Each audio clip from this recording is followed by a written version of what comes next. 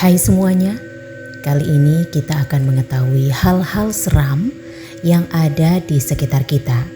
Dan kali ini ada di suatu tempat, yaitu universitas ternama di Indonesia, yaitu di Universitas Gadjah Mada atau UGM. Kita akan mengetahui 5 hantu yang jadi urban legend di UGM. Universitas Gadjah Mada atau UGM adalah salah satu kampus terbaik di Indonesia yang tentunya telah melahirkan banyak orang-orang cerdas dan berhasil di bidangnya. Namun, yang membuat UGM makin terkenal bukan semata-mata karena keberhasilan lulusannya, tapi juga mitos yang turun-menurun dan berkembang hingga sekarang. Sebut saja, seperti adanya larangan menyanyi lagu Gugur Bunga di bundaran UGM, atau beberapa nama hantu yang kerap muncul di sekitar kampus.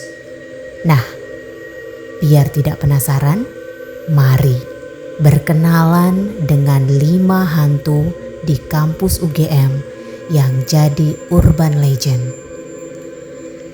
Yang pertama, hantu Mbak Rohana.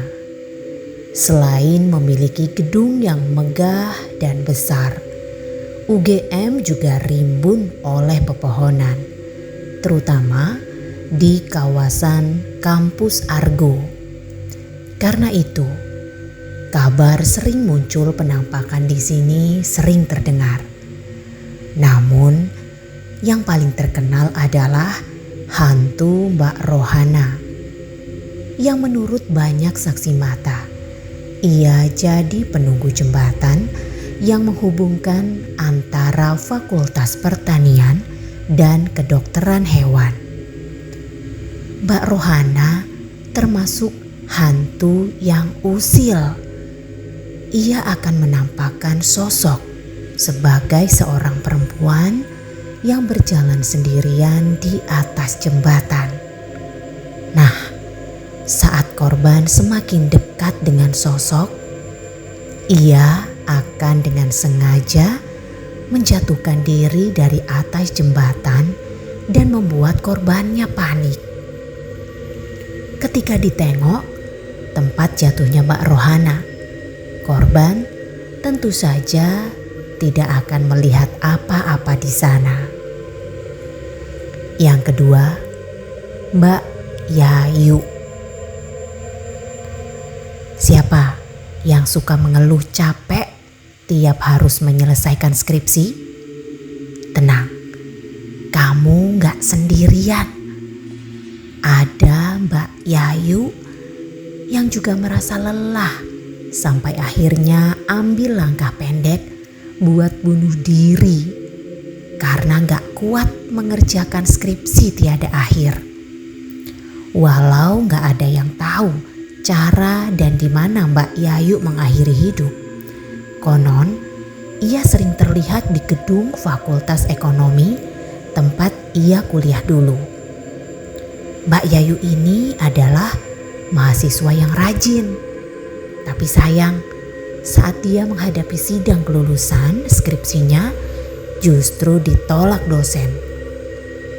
Perasaan sedih, kecewa, dan bingung yang besar membuat Mbak Yayu memilih jalan pintas tadi.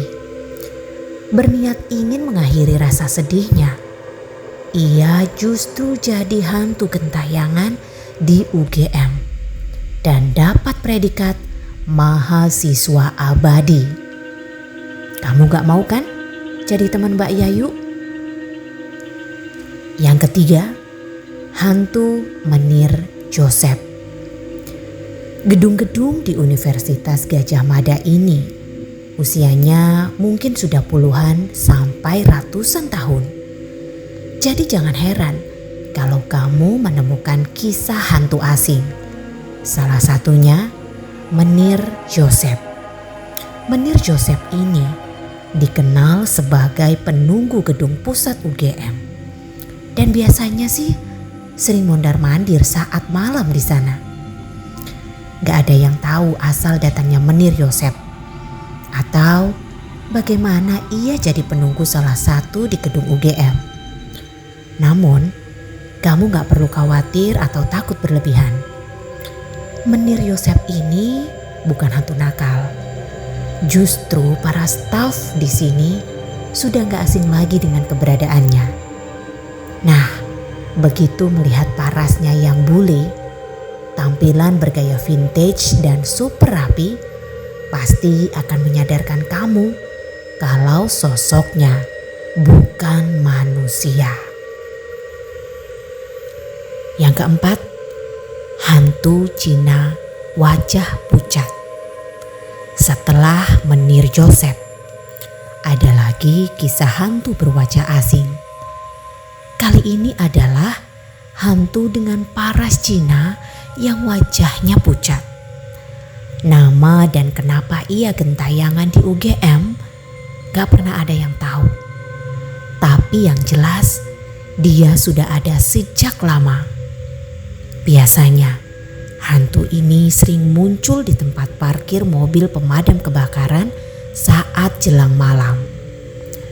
Wajahnya yang pucat dengan pakaian cheongsam sukses bikin bulu kuduk berdiri saat berpapasan. Ia sering muncul tiba-tiba dan membuat kaget tukang becak yang sering mangkal di sana. Namun, sejak lapangan parkir mobil pemadaman ini dibuat terang, suasana mistis jadi perlahan hilang. Kelima, hantu tanpa kaki. Hantu yang satu ini mungkin gak sesering yang lain dalam penampakan diri. Tapi ceritanya sangat populer di kalangan mahasiswa. Julukannya adalah hantu tanpa kaki. Karena memang kakinya tidak menapak lantai dan melayang. Bukan perempuan. Justru hantu tanpa kaki adalah sosok bapak-bapak yang keberadaannya gak tentu ada di mana. Satu kisah yang populer adalah ada dua mahasiswa yang sedang mengerjakan tugas bersama di gedung pusat. Tiba-tiba ada bapak-bapak masuk dan menyapa salah satu hingga terlibat percakapan yang menyenangkan. Kemudian pulpen mahasiswa yang masih asik mengerjakan tugas ini terjatuh dan ketika mengambil dan melirik bawah, ia menemukan bahwa bapak ini tidak memiliki kaki. Lantas, ia segera beres-beres barang-barangnya dan mengirim pesan pada temannya mengajak pulang dan gak lupa mengatakan kalau ternyata bapak-bapak yang ada di hadapan temannya itu adalah hantu. Takut tapi juga sungkan.